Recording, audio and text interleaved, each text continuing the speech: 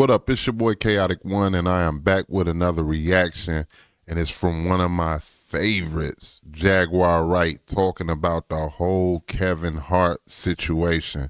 If you ready like I'm ready, want to know what she said?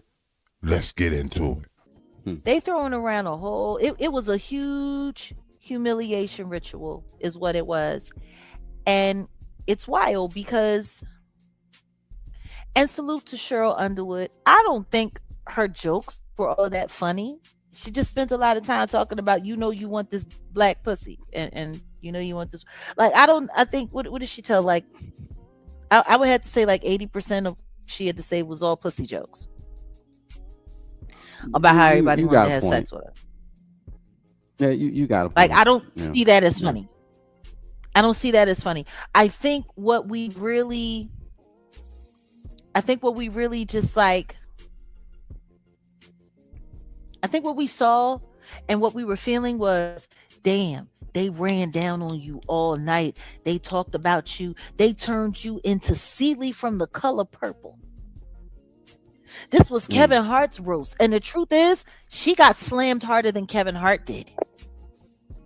Like, right. I don't think anybody's paying attention to that. Cheryl Underwood got slammed harder at Kevin Hart's roast than Kevin Hart did.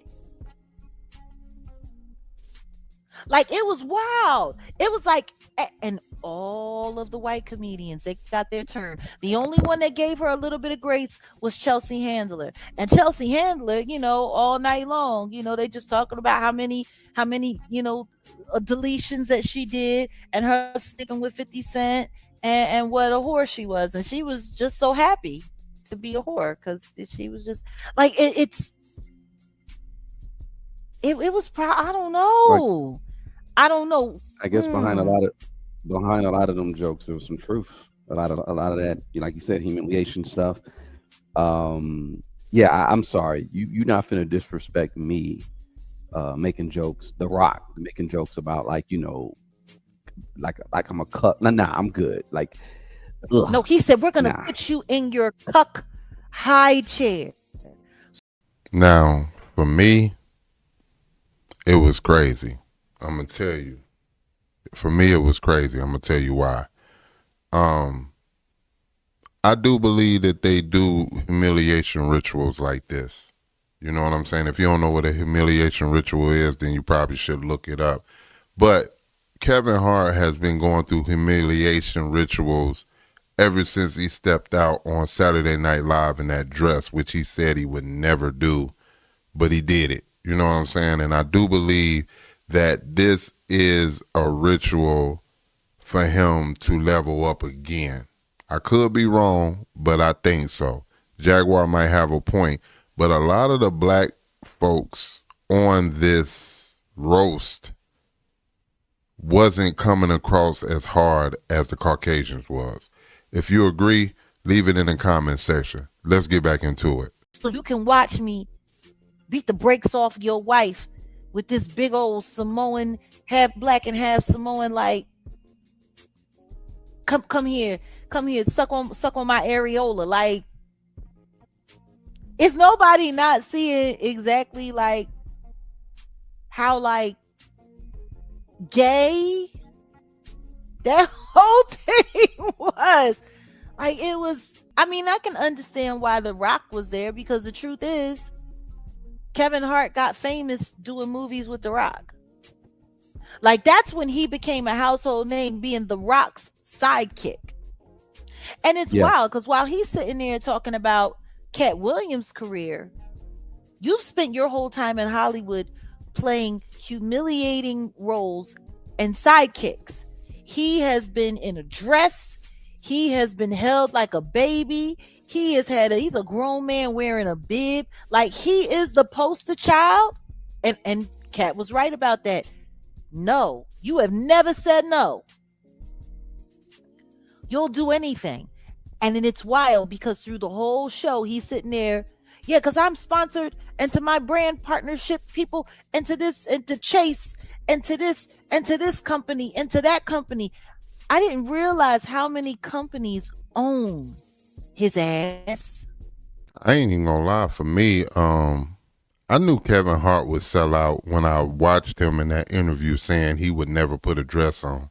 He literally said it out of his mouth. If you haven't seen it, do some research and find out, because he did literally say out of his mouth that he wouldn't have put a dress on. And then the next thing you know, I seen him on Saturday Night Live in a dress. So yeah, I do believe that he does whatever he can do to stay relevant, but a lot of his roles in his movies have been crap, in my opinion. You know what I'm saying? Like, not that great. But what do you guys think? Leave it down in the comment section. Let's continue. Like, he's probably a bigger endorsement whore than Beyonce. I Well, didn't let's get realize into that. that. Let's get into that because that's kind of where I wanted to take this conversation. Now, you guys tell me if I'm incorrect, and you can pause me when you want, Jag, because I'm going to break down this article that came out on in Bloomberg a day after the roast. So, you know, it's about celebrity brands, it's about private equity, it's about black media ownership, it's about the Hollywood contract, it's about employee layoffs and what happens when a company is built around one superstar's name, but the superstar starts moving his brand somewhere else. So I'm glad you mentioned that because employees of Heartbeat are calling chaos. Now, this is according to Bloomberg. There's an article. You guys can go to Bloomberg and check it out. They said there's chaos inside Kevin Hart's media company, Heartbeat. And now the company has reportedly been struggling after once being valued around 650 million. The article reports that Heartbeat had gone through layoffs, executive exits, slowed production, canceled or stalled projects, and internal anxiety over Kevin Hart's new deal with Authentic Brand Group, Authentic Brands Group. So the biggest point is some of the current and former employees reportedly believe Kevin Hart's deal with Authentic may be a signal, the beginning of the end for Heartbeat. So the deal gives Authentic a role in managing Kevin Hart's brand, his name, his image, and likeness, while Hart also becomes a shareholder in Authentic. Heartbeat employees are reportedly concerned because endorsement deals once were a major part of Heartbeat's business. Now it's being handled through Authentic instead of Heartbeat. What do you have to say about that? I think what I have to say about it is it's just proving the point that I've been making. I do not believe that any of these people are what they try to make the public believe they are. I do not believe that any of this is real. So there you have it. You know, Kevin Hart stays in some shit. And at the end of the day, man, this is really more about the roast for me than the company. You know what I mean? Like, what do you guys think about that roast of Kevin Hart's, man? I don't see it really being too much different than any other roast, but there was a lot of racist remarks, you know, and it was more from the Caucasians than the whites. I could be wrong. I watched it. It was okay. You know, I watched it all the way up until Kevin Hart grabbed the mic and started going back in. I watched him for about 5 minutes and turned it off. It just wasn't interesting for me. You know what I mean? But what do you guys think about the Kevin Hart roast? Was it something that you was interested in? Do you think it was too racist?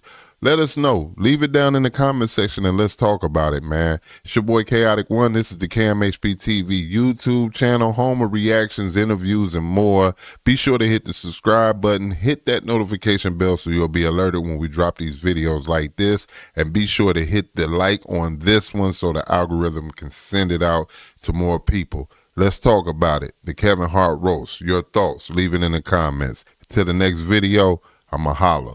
Peace.